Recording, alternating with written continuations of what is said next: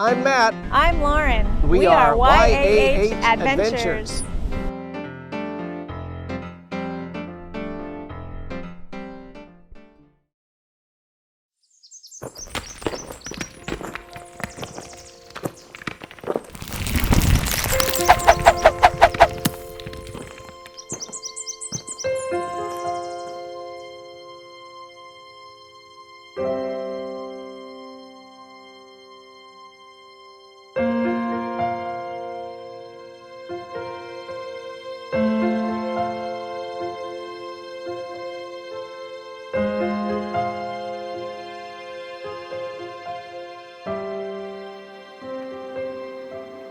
It's a little after 7 a.m. in the morning. I'm going a bit stir crazy. The sun doesn't come up and it's raining outside. I just really want to get on the road. 7:30 in the morning. Sky's starting to get a little bit light. St. Francisco, the patron saint of Pamplona. This is YAH San Francisco. This goes up, curves around, and connects with the Camino. El Camino de Santiago.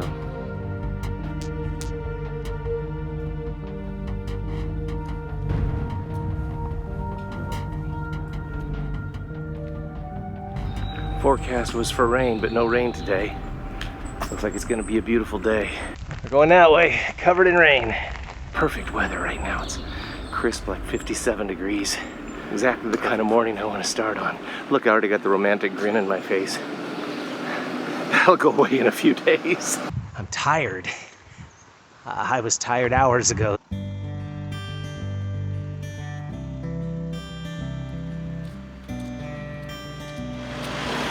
The Camino weaves through the city of Pamplona. I just came from this way, weaving in and out of a way off in the distance. You can see a pilgrim in orange crossing. There was some just down that way. That's the way out of town.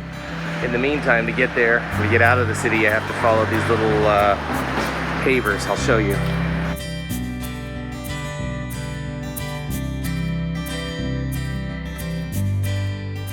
And now we're at the edge of town, heading out. See the hills, the Spanish hills. Our route markers are over here. So this is the way we're going. Town. Still have a smile. Oh look. 2 kilometers to Cizur-Menon. Crossing this bridge up here. And this feels like where the real Camino begins. That's not the real, it's all real. Say goodbye to beautiful Pamplona. The Camino is that way. I've already figured I'm gonna have to go stop at a correo and mail a few items on ahead. I sent the big suitcase yesterday, but even so, the pack is still a little heavy, or I'm a little weighted down with gear that's a little heavy. Just things I can do to make this journey a little easier. Entering Cizur-Menon. So far I've hiked only about 3.5 miles, 3.25 miles. So 3.25 miles. That hill, not super steep, but it's steady. So it's kind of brutal coming in. Okay, now it's getting interesting. We're getting off the main road and we have our first Camino marker, official Camino marker with the stone. Looking that way. I was looking for a marker or a sign. I didn't realize that we have just yellow arrows pointed here. Sometimes you just gotta be aware of those. Hit my first wall just a minute ago. Started to look at the magnitude of what's ahead of me. Buen Camino, go ahead. Buen Camino. Started to look at the magnitude of what's ahead of me and thought, are you crazy? You want to spend the next 5 weeks doing this shit?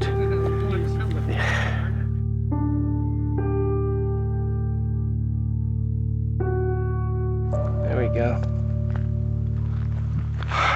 So I'm in here walking, praying to Spirit, and not sure what I'm supposed to get from this, but the main reason I'm on this route is because I felt something strongly tell me I have to do this, right?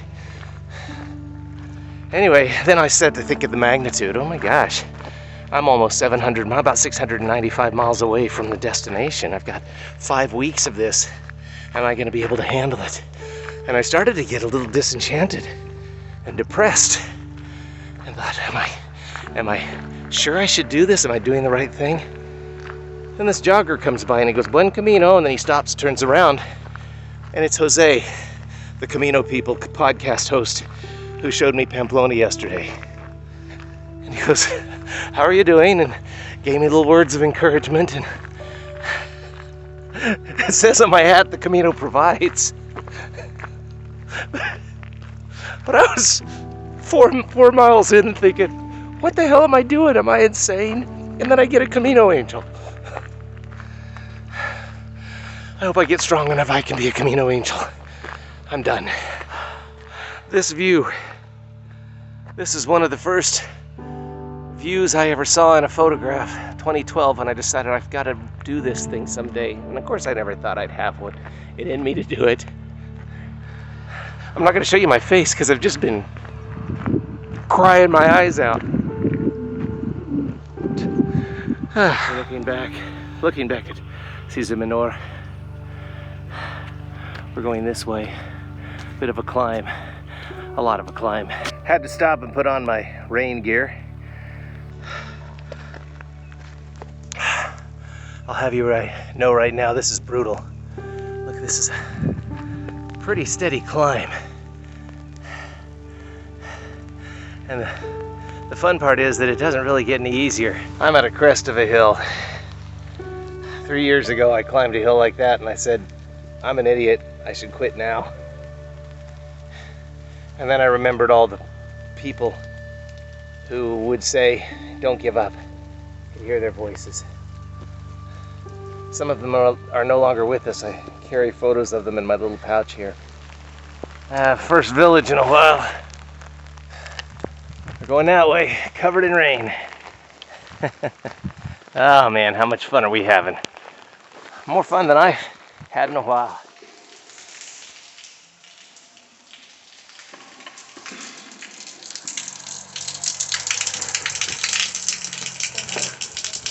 I'm at a rather gothic church. Let's take this mask off now that I'm out. Rather Yes, that's where I'm going. Rather, as am I. See you there. See you there. Rather gothic church here in Zaraskihegi. I believe this place, they filmed a scene from The Way here. I think it's the scene where they meet Sarah and she asks Joost if he has any drugs. And it's filmed in this area. Go over here and check this out. I don't know if you can see the road up there. We go down, we have to climb again. At the top is an important monument that you see in the movie, and you see in lots of photos. We're gonna get there, and then we'll have another 10 kilometers after that. That basin back there, that's where I've been. That's a hell of a climb. I got from the village, which you can no longer see down there. It's a 2.5 kilometer climb to the Alto, or the top. Hard as hell with the backpack and all this stuff. But I got the sticks and I got the training. That's nothing. I'm gonna do this. The Alto, I can't remember. I'll tell you when I get there. It's what I really want to see. All the way up there, right between those two trees, which are kind of blurry now. That's where we're going. So this is how far we have yet to walk. It's a rough first day. Over by those, I think. Oh no, it's over there. I don't know if you can see it. Right about there on that peak are the pilgrims. It's a monument. Metal pilgrims. And it's the highest point, then we go down. This is tough. It's very tough.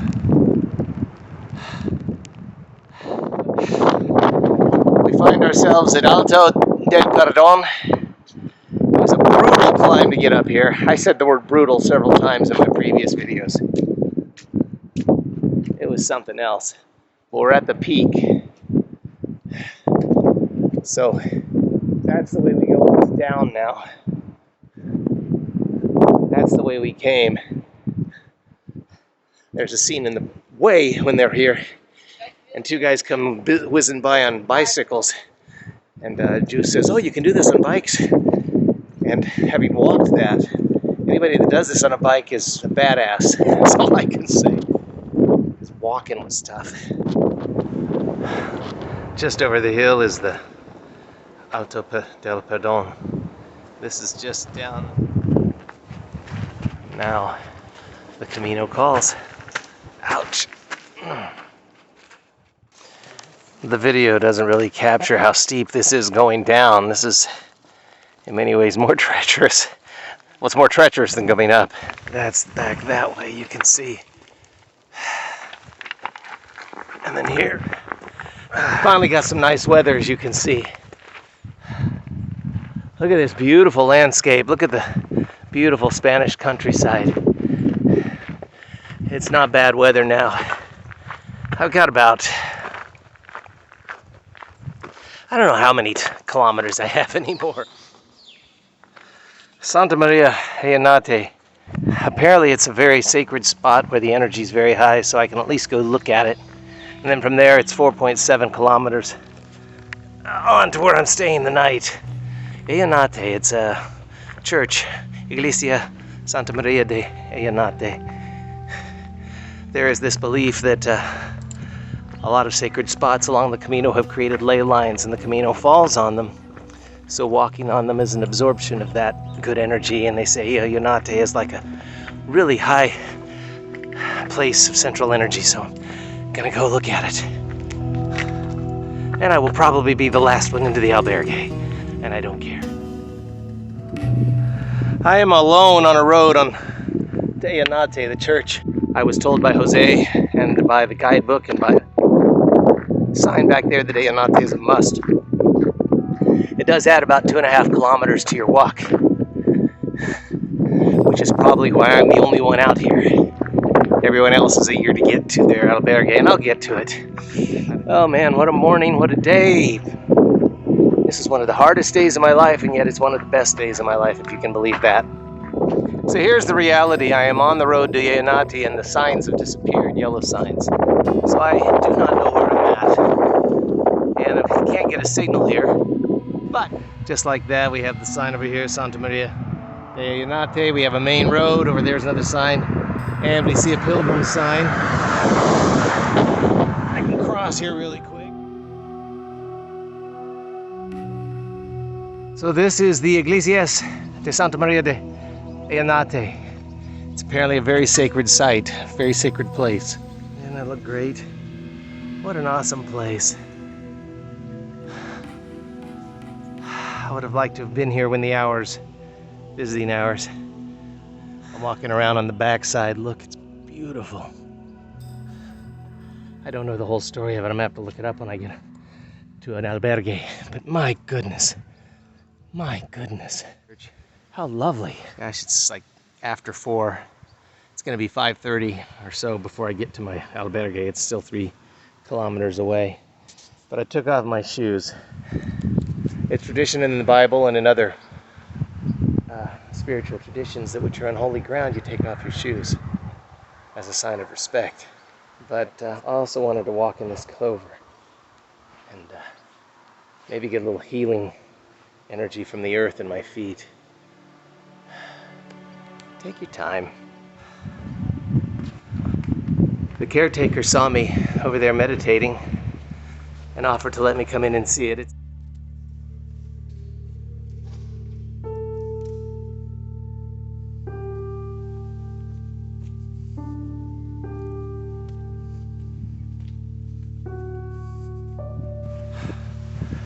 Well, it's Romanesque, we know that.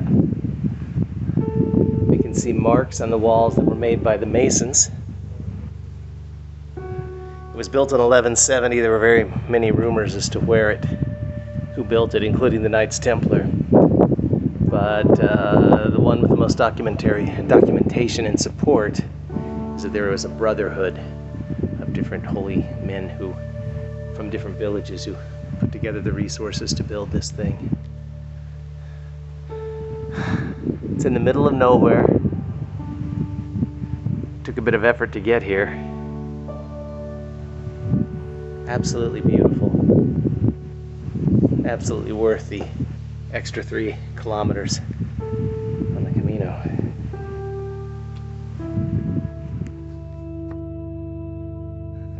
I forget what it is. This is the Camino. Look at this narrow road. How much fun is this?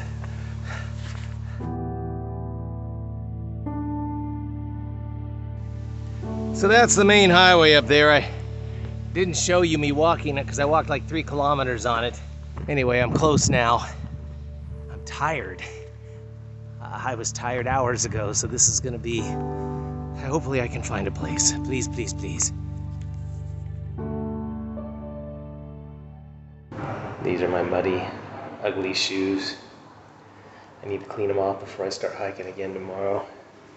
You know what I'm gonna use? Dude wipes. They're not just for asses anymore.